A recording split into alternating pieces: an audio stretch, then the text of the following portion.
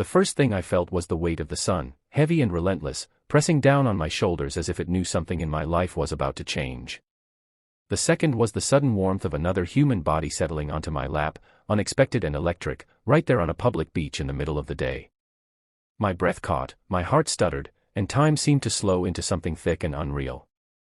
In that frozen moment, with waves crashing and children laughing somewhere behind us, I realized that the quiet order of my life had just been shattered in front of everyone, especially the one person who was never supposed to see us like this. Before the story pulls you deeper, take a moment to like, comment, share, and subscribe to the channel. Kindness Wave if you believe in kindness, second chances, and the quiet courage it takes to rewrite your life when no one expects you to. My name is Arman Halim, and I had always lived my life by staying invisible. I was the kind of man people trusted because I never demanded attention. I showed up early, worked late, and spoke softly, especially at the advertising firm where I had been a junior strategist for 4 years. My boss, Serene Calder, was the opposite of invisible. She walked into rooms like sunlight through tall windows, confident, composed, and admired. People respected her brilliance and feared her precision. I respected her from a distance, the way you respect the ocean when you cannot swim well, admiring its beauty while knowing it could swallow you whole. The beach trip was meant to be harmless. A company retreat scheduled on a bright coastal stretch to celebrate a successful campaign. It was all scheduled for daytime, a long stretch of sunlit hours filled with team-building games, catered lunches, and polite laughter. I almost did not go. Crowds made me uncomfortable, and I had learned the hard way that mixing work with personal space could blur lines that were safer left sharp. But Serene insisted everyone attend, and when she insisted, people listened. She arrived late, as usual, stepping onto the sand in a simple linen outfit that somehow looked more powerful than any boardroom suit. Her hair was pulled back, her sunglasses hiding eyes that always seemed to read too much. I noticed a flicker of tension in her posture that day, something I had never seen before. She scanned the beach, her jaw tightening slightly, as if she were bracing herself against something unseen. That something soon became clear. Her ex was there. Not just anywhere, but walking confidently along the shoreline, close enough to be noticed, close enough to remind her of a past she clearly did not want to revisit. I had heard whispers about him at the office, a charismatic consultant who once worked closely with Serene before their personal and professional worlds imploded. I had never seen him in person until that moment, and I could tell instantly that he still held a presence over her. I was sitting alone on a towel, pretending to check messages, when she walked toward me with purpose. There was no hesitation, no explanation. 1 second she was standing, the next she was sitting on my lap, her weight grounding me to the sand and my mind spiraling into disbelief. Her body was tense, her shoulders rigid, as if she were using me as both shield and anchor. I understood without words that she needed safety, not romance, not spectacle, just a place to hide in plain sight. The world around us continued as if nothing extraordinary had happened. The ocean glittered, seagulls cried overhead, co-workers laughed over plastic cups of juice. Inside me, everything was chaos. My heart pounded with confusion, fear, and something dangerously close to tenderness. I did not move. I did not speak.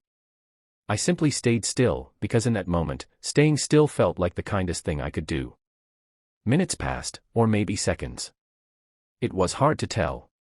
When she finally stood up, she did not look at me. She adjusted her sunglasses and walked away, leaving behind the imprint of her presence and 1,000 unanswered questions. I sat there long after she was gone, staring at the horizon, trying to understand why a man like me had been chosen as her refuge. The rest of the day unfolded strangely.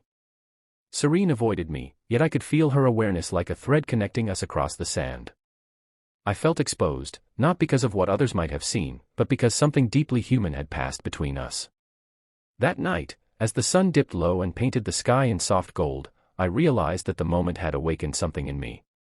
Not desire, but courage. A sense that perhaps my role in the world did not have to be limited to the background. In the weeks that followed, work changed. Serene became quieter, more introspective. She delegated more, trusted more. One afternoon, she asked me to stay after a meeting. The office was filled with daylight, sunlight pouring across the desks, making everything feel honest and bare. She thanked me, simply and sincerely, for what I had done at the beach.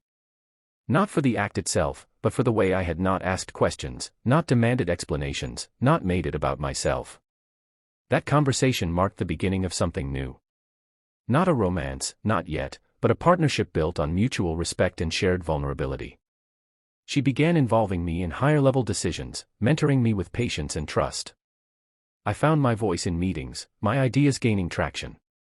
The firm noticed. Promotions followed. Confidence grew. Outside of work, I began to change too. I spoke up more. I allowed myself to be seen. I realized that kindness was not weakness, and that being present for someone in their moment of need could ripple outward in ways you never expect. Serene, in her own way, was healing as well. She confronted her past, set boundaries, and reclaimed parts of herself that had been overshadowed by old wounds. Months later, we returned to that same beach, this time by choice, in the full clarity of daytime. There was no audience, no fear, no ghosts watching from the shoreline. We sat side by side, feet in the sand, the sun warm and forgiving.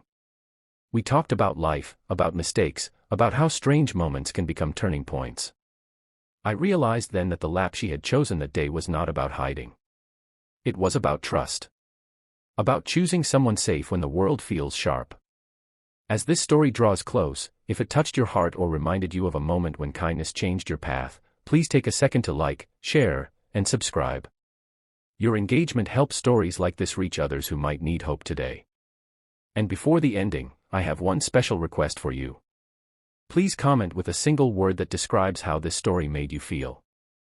Your words matter more than you know.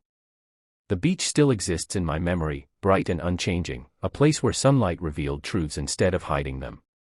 I learned that day that courage does not always roar. Sometimes it sits quietly, staying still, offering warmth when someone needs it most. And sometimes, that simple act becomes the beginning of a life you never imagined you were brave enough to live.